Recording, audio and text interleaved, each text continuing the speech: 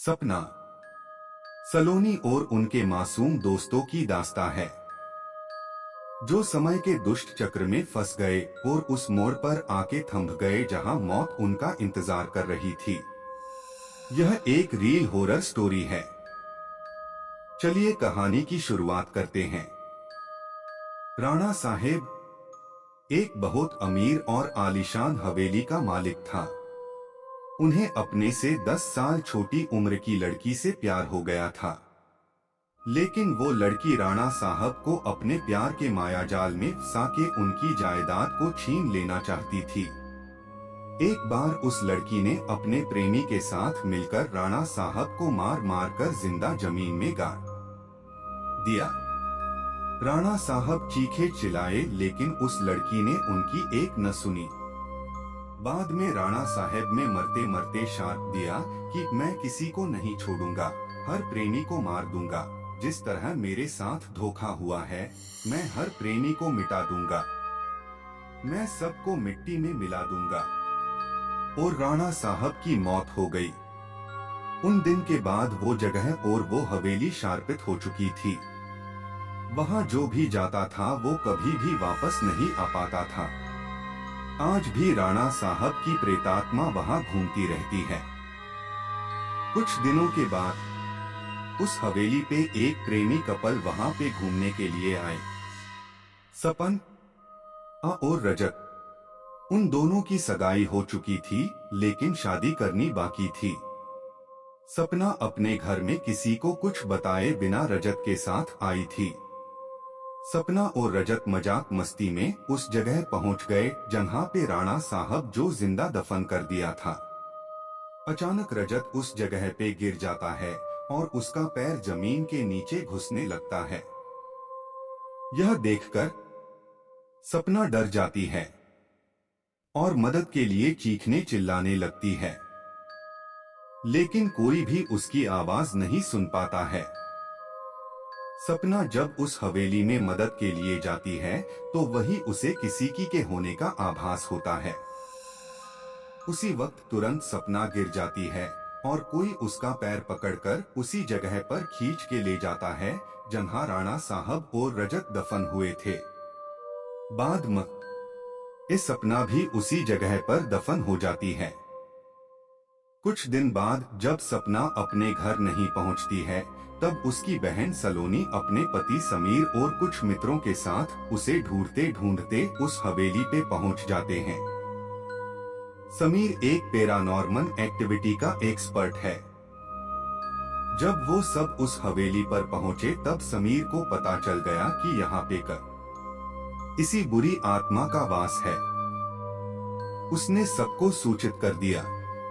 उसी रात को उन सभी के साथ कुछ अजीबोगरीब घटनाएं होने लगती है, जैसे कि नल से पानी टपकना, अपने बेडरूम में मिट्टी का आ जाना, रूम की खिड़कियां अपने आप हिलने लगना, किसी के रोने की और चिल्लाने की आवाज आना। यह सब देखकर वो सभी डर जाते हैं और उनमें से एक भागने की कोशिश करता है, लेकिन राणा साहब की प्रेतात्मा उसे भी जिंदा दफन कर देता है। दूसरे दिन जब उन लोगों को पता चलता है कि उनका एक साथी गायब है, तब वो लोग और भी डर जाते हैं। लेकिन समीर बताता है कि हमें यहाँ से बाहर निकलना है तो हमें उस आत्मा को बुलाना होगा और उनसे पूछना होगा कि वो आखिर चाहती क्या है। डर के मारे सभी लोगों ने समीर की बात मान ली और आत्मा को बुलाने के लिए तैयार हो गई।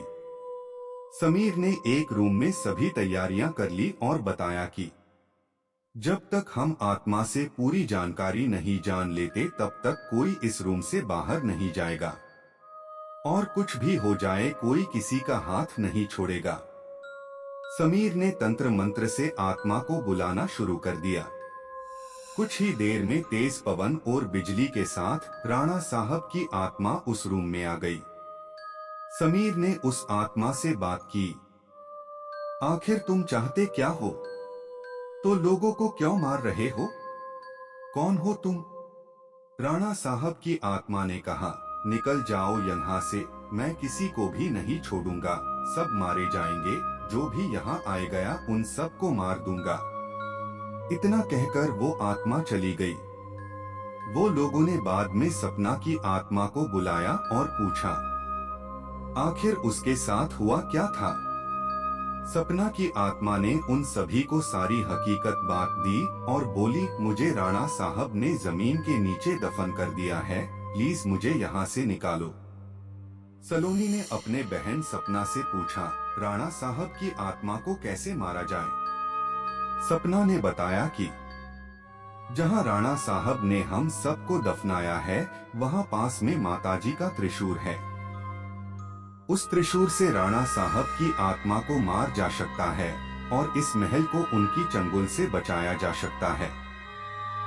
इतना कहकर सपना की आत्मा वहां से चली गई। समीर, सलोनी और बाकी दोस्तों लोग तुरंत उस जगह पे गए जहां राणा साहब को दफनाया गया था। राणा साहब की आत्मा ने उन सभी को त्रिशूल के पास जाने के लिए रोका, लेकिन सलोनी की भी तरह उस त्रिशूल के पास पहुंच गई और उसी त्रिशूल से राणा साहब पे वार किया। कुछ ही देर में राणा साहब और उनके साथ वो सभी आत्माओं को मुक्ति मिल गई जिसे राणा साहब ने दफनाया था। दोस्तों, आपको यह कहानी कैसी लगी प्लीज हमें कमेंट करके जरूर